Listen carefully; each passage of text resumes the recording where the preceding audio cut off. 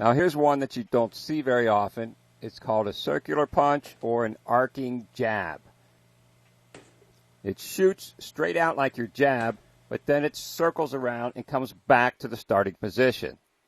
It is not the same as your normal jab, as in it doesn't go straight out and straight back.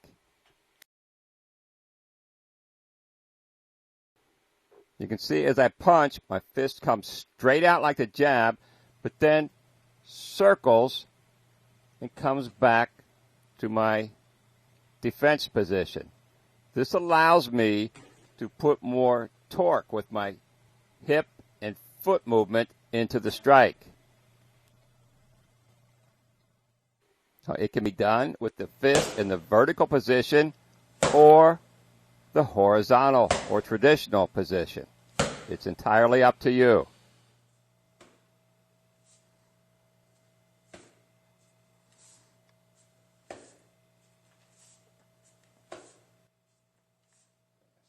Now, if you watch very closely, my lead foot moves first before I punch. We actually should have pulled back a little bit more on the camera. When you first start learning this, just stand in one position and punch.